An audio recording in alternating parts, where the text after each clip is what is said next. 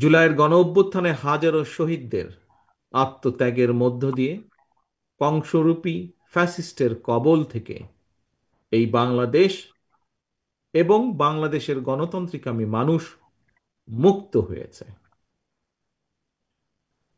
এই স্বৈরাচারের পতনের পর দেশে এখন গণতন্ত্রকে প্রাতিষ্ঠানিক রূপ দেবার যাত্রা শুরু হয়েছে। জনগণের প্রত্যক্ষ ভোটে নির্বাচিত জনপ্রতিনিধিদের দ্বারা জনগণের প্রতি দায়বদ্ধ সংসদ এবং সরকার গঠন না হওয়া পর্যন্ত গণতন্ত্র উত্তরণের যাত্রাপথ কিন্তু ঝুঁকিমুক্ত নয়।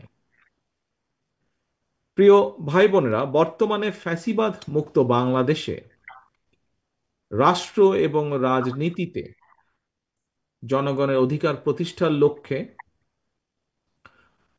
অন্তর্বর্তীকালীন সরকার আগামী ফেব্রুয়ারি মাসে জাতীয় নির্বাচন অনুষ্ঠানের সম্ভাব্য সময় নির্ধারণ করেছে।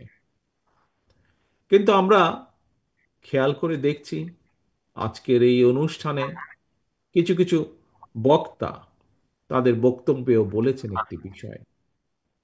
কি সেই বিষয়টি? সেই বিষয়টি হচ্ছে এই নির্বাচন অনুষ্ঠান নিয়ে কোনো কোনো রাজনৈতিক ব্যক্তি বা গোষ্ঠীর বক্তব্য, মন্তব্য কিংবা নিত্য নতুন শর্ত বা শর্তের প্রস্তাবনা সামগ্রিকভাবে জনমনে বিভ্রান্তি সৃষ্টির একটি কারণ হয়ে দাঁড়িয়েছে। প্রিয় ভাই বোনেরা, আপনাদের নিশ্চয়ই মনে আছে অবাধ, সুষ্ঠু এবং নিরপেক্ষ নির্বাচনে ভোট দেবার সুযোগ পেলে জনগণ বিএনপিকে রাষ্ট্র পরিচালনার দায়িত্ব দিতে পারে, এই ভয়ে পলাতক স্বৈরাচার বিএনপির বিজয় ঠেকাও এর মতন অন্তর্ঘাতী অপরাজনীতি চালু করেছিল। দেশের নির্বাচনী ব্যবস্থাকেও গত 16 বছর 17 বছর ধ্বংস করে দিয়েছিল। সেটি লোকাল ইলেকশন থেকে শুরু করে জাতীয় নির্বাচন থেকে শুরু করে প্রায় প্রত্যেকটি জায়গায় একই অবস্থা হয়েছিল। তবে আশ্চর্যের বিষয় হলো স্বৈরাচার মুক্ত বাংলাদেশে এবার ক্ষমতাসীন সরকার নয়, বরং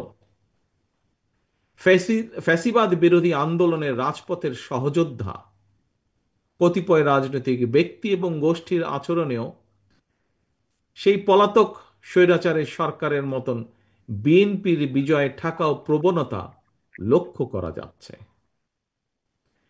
বিএনপির বিজয় ঠেকানোর অপরাজনীতি করতে গিয়ে বিতাড়িত ফ্যাসিবাদী সরকার দেশকে একটি তাবেদারি রাষ্ট্রে, একটি বিশাল বড় জেলখানায় পরিণত করেছিল।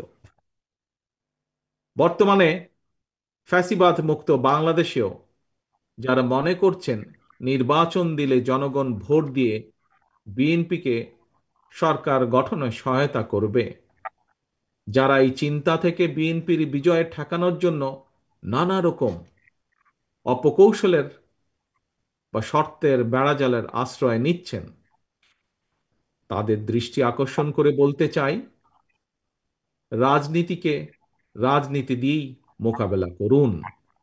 জনগণের শক্তির উপরে আস্থা এবং বিশ্বাস রাখুন। বিএনপির বিজয় যদি জনগণ দিয়েই থাকে, সেই বিজয় ঠেকাতে গিয়ে জনগণের রায় প্রদানের পথ রুদ্ধ করবেন না।